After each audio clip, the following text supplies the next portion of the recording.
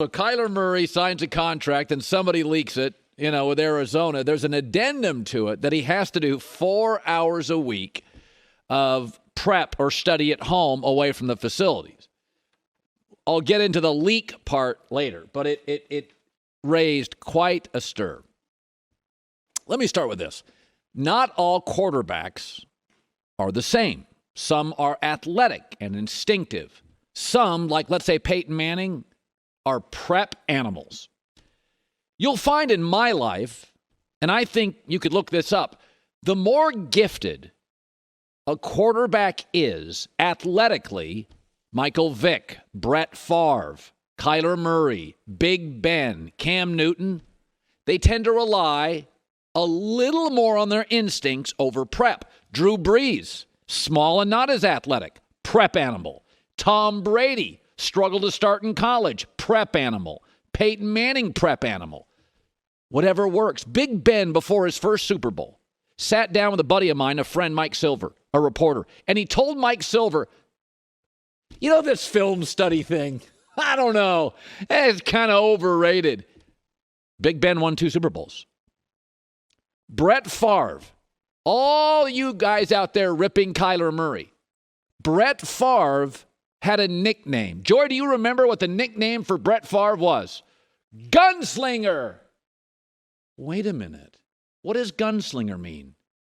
Ad-libbing, off script, making it up as he goes? Brett Favre, 5 years into the league, did not know what a nickel defense was. Look it up. Brett was not a prep monster. Brett relied on Brett. Ad-libbing, hard to coach at times. And the late, great John Madden romanticized gunslinger, making it up as you go. Michael Vick, friend of mine, has admitted he wasn't much of a film junkie in high school, college, early NFL career.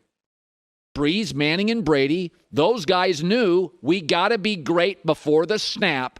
That's where we have to win to become legends.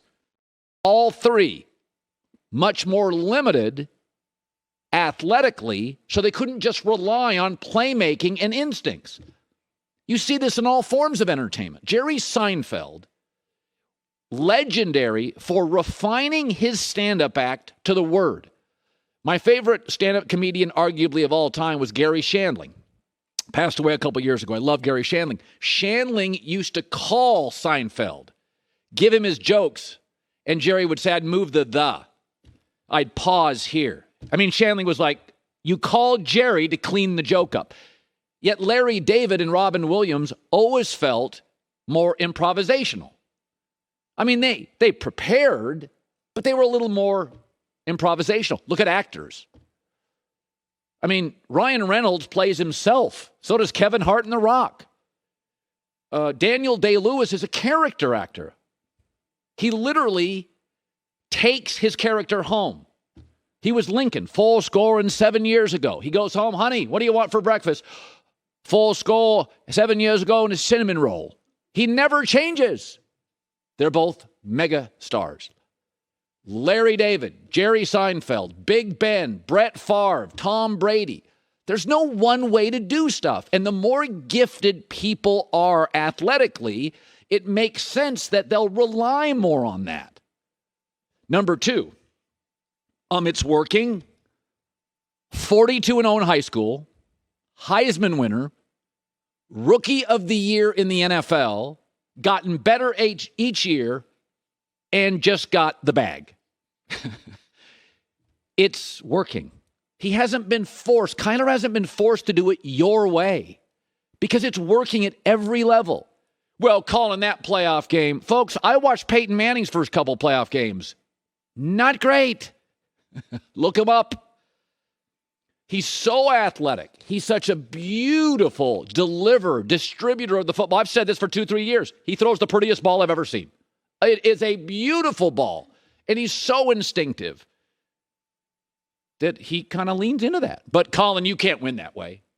Oh, it's funny. Brett Favre won a Super Bowl. Big Ben won 2 Super Bowls. Do you know who led the NFL last year in fourth quarter comebacks and game-winning drives? Big Ben, who was never known for much prep. who told Mike Silver, my friend, before the first Super Bowl, you guys are into film study. Come on, man. I'm not into that. I was told years ago on Big Ben, it was my criticism, that his audible system was a couple of hand signals, and that was it. In the summer, he camped, hung out with his family. And Big Ben's a first ballot Hall of Famer.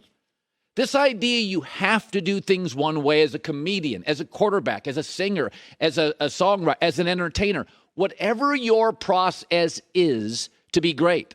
But Colin, that addendum tells me that the Arizona Cardinals invested a lot of money and they want to keep a little pressure on that money because they do believe that there is a way to do it historically that wins more. Okay.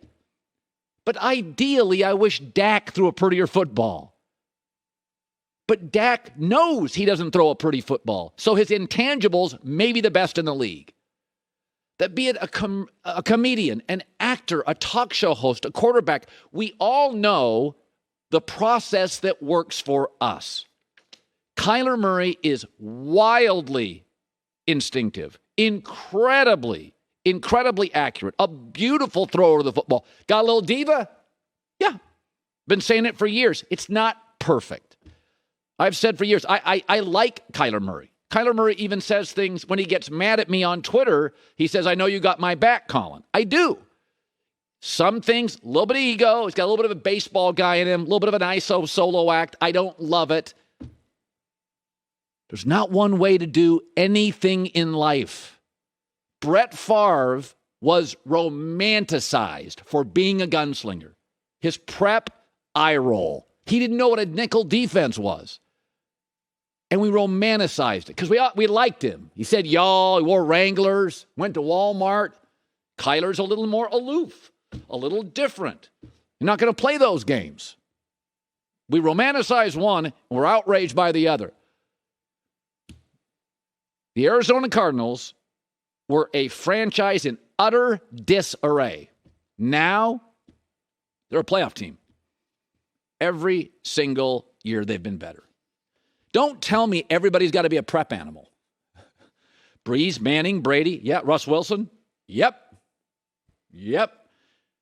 Big Ben, Favre, Vic, Kyler, Jay Cutler, another one, relied on a big arm, pretty big brain. Jay Cutler, not much of a leader.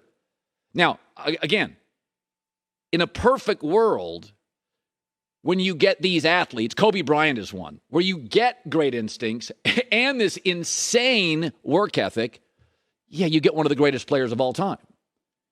And I don't think Kyler's going to be one of the greatest quarterbacks of all time. But in the state of Arizona, he's really good, the best one they have, in one of the toughest divisions. I think the story this morning that's also fascinating is why it was leaked. I say this all the time. Not just what stories the media covers, but why are they able to get information? I'll get to that in a couple of minutes. My second thought, more brief, is that Mike Brown of the Bengals owns the Bengals, and they've been known for years as fairly cheap. Frugal is a nicer word. So he came out yesterday and he said, yeah, we're going to give Joe Burrow a contract. We're working on that puppy right now. So that's really unique. So, I mean, Burrow's had a couple of big injuries. Last year was only his second year, and they're already working on it. So my takeaway when I read this story is, you think the Kyler Murray contract's big? You wait till you see what Justin Herbert gets, and Joe Burrow gets, and Lamar Jackson gets, and Russell Wilson gets. 15 years ago, Jerry Jones, the owner of the Cowboys, sat down, I was told, with the commissioner and said, you got to protect our quarterbacks. You got to protect our assets. And the commissioner at the time listened, and since then, everything's changed. In football in America today, if you're a defensive lineman or a linebacker and you are accidentally pushed into a quarterback's knees, that is a personal foul. If you walk by the quarterback at the end of a play and touch his helmet, that's a personal foul. And the billionaires love that. You're protecting their asset. We know what this all means, though. Quarterbacks are now protected, marketed, and have elevated. And so you got to pay them, and you got to pay them early, and you got to pay them a lot. And that's part of the game. In the NFL today, quarterbacks are gold bars.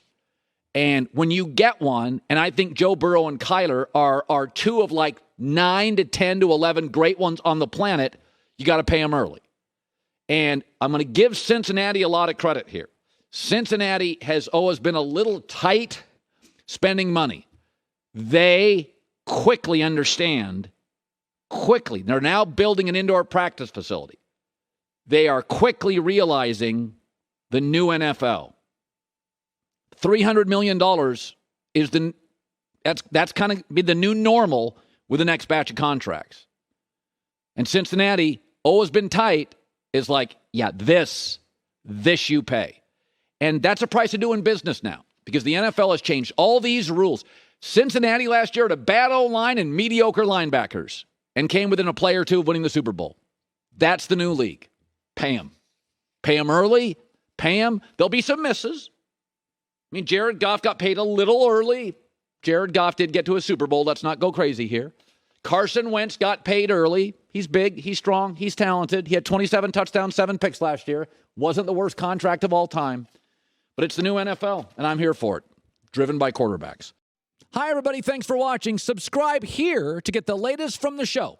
Also, be sure to check out more of the best clips from The Herd or go watch a few segments from other shows on FS1.